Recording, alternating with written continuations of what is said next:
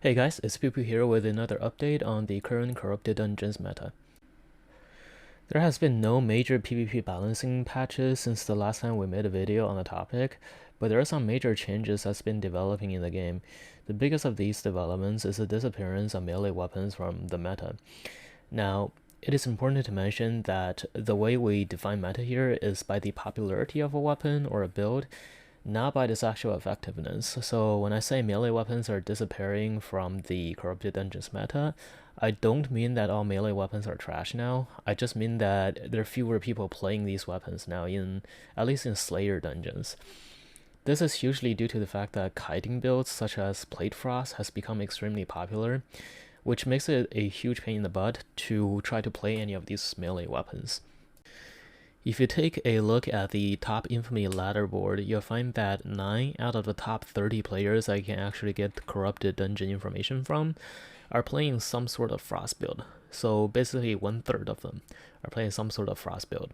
So the first thing we're going to talk about in the current meta is frost. Frost is being played a lot in Slayer dungeons. We just mentioned the Plate Frost build earlier, being a huge pain in the butt to play against as any sort of melee. Their build options are now on the screen. Traditionally, Plate Frost goes with a Guardian helmet, but since they have a big weakness against high sustain range weapons like double mercenary curse or mercenary jacket baton bows, some people have adopted the cultist cowl against these builds, and they run the force field ability on the cultist cowl to knock people back into mobs or into fire traps and then CC them there to kill them. This makes up for their lack of damage against these ranged builds. The cultist cowl inner corruption ability is also a great ability in PvE, and it really improves the PvE of this build, which is something that this build really lacks. There are a lot of cloth armored frost players too, and their builds can vary quite a bit from each other, but in general there are two frost weapons being used, One Hand Frost and the Chill Howl.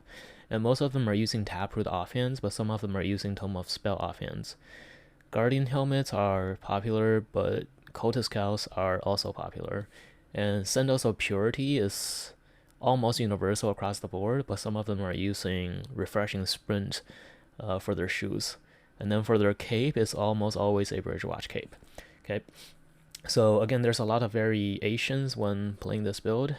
So don't feel like you're locked into one meta build when you're picking one of these two weapons. Healers are also really popular now in Corrupted dungeons, especially the Druidic healers. But even Holy healers with the new Avalonian Hallow Fall weapon are doing pretty good in Corrupted dungeons. For nature healers, the build will usually look like Hunter Hood, Mercenary Jacket, Soldier Boots, Druidic Staff with a Torch offhand, and Theffer Cape. Now sometimes I see a Cultist Cowl being used instead of the Hunter Hood, and sometimes you'll see Motivating Pain on the Courier Boots instead of the Soldier Boots.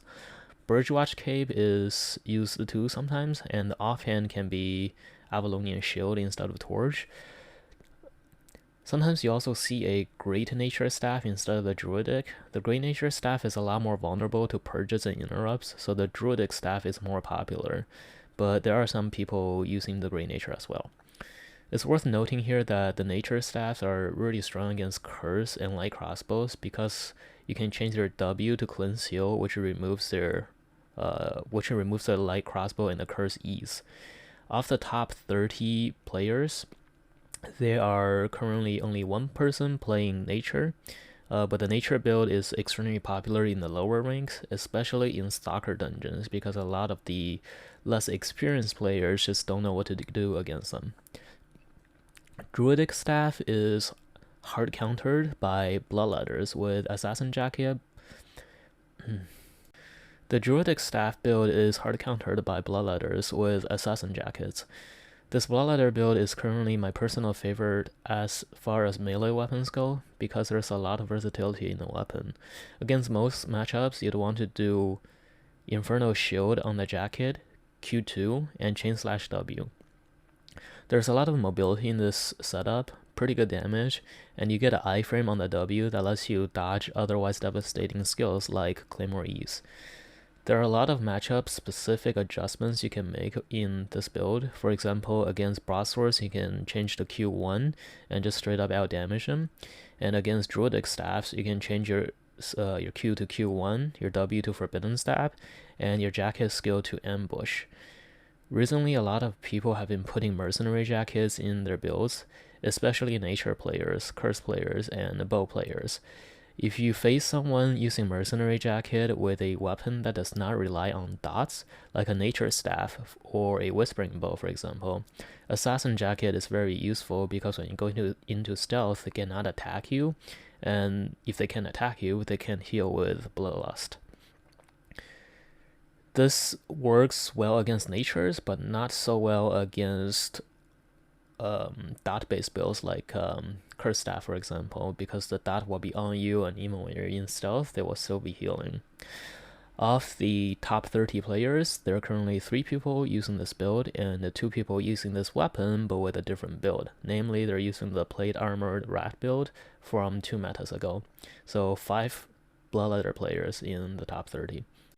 This exact armor setup can also be used on other weapons, such as light crossbows, claymores, and broadswords.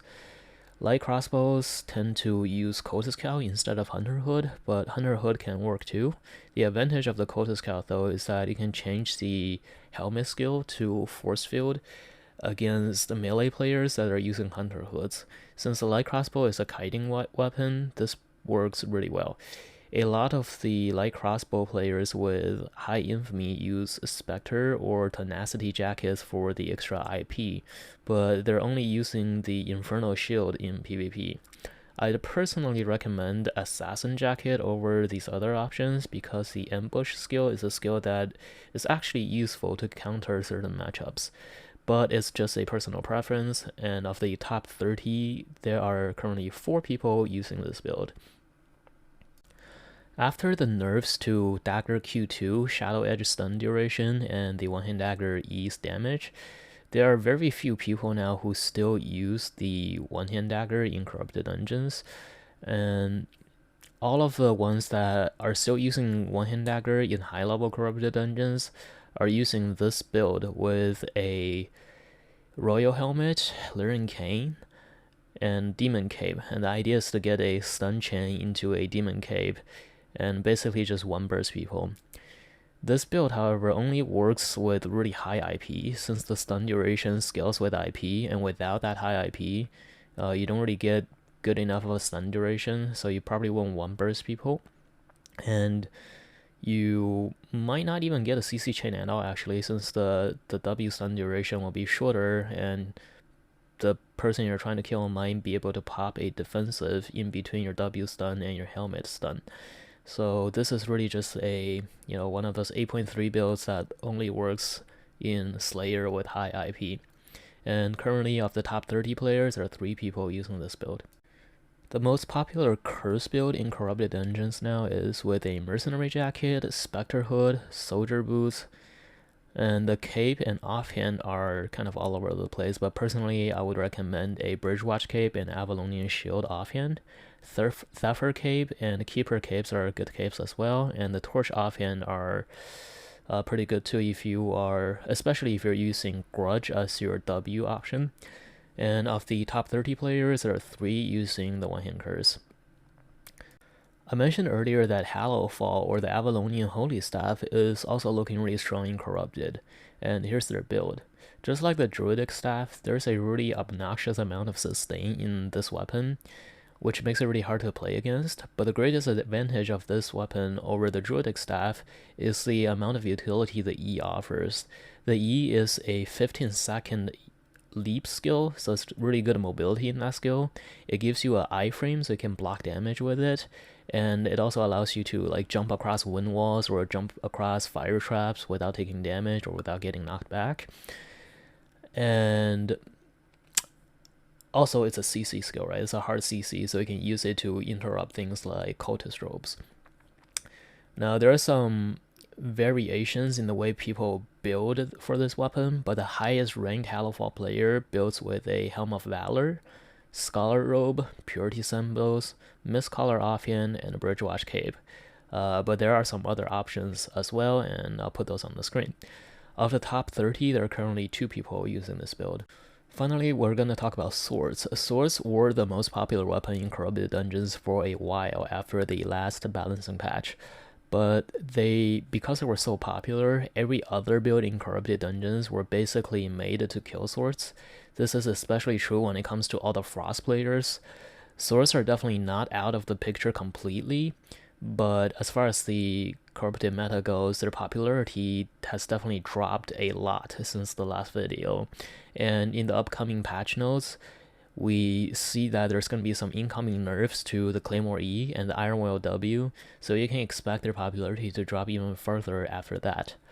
Right now, the most common broadsword build in high-ranked Corrupted Dungeons is Broadsword, Taproot, Cotus Cow, Cleric Robe, Refreshing Sprint Boots, Theffer Capes, and there are 2 players in the top 30 using this build, and 1 player using this build but with a Claymore and a Hunter Hood instead. As I just mentioned, there's going to be some upcoming changes coming in about a couple of weeks, and you can view these changes by heading over to my Twitch and typing !NDA in the chat. The bot will link you. I'll also put a link in the descriptions of this video below. Make sure you keep up with these changes, as they are guaranteed to bring huge impact to the Corrupted Dungeon meta. So that's it for this meta overview. Make sure you are subscribed to the channel to keep yourself updated with future updates on the Corrupted Dungeon meta.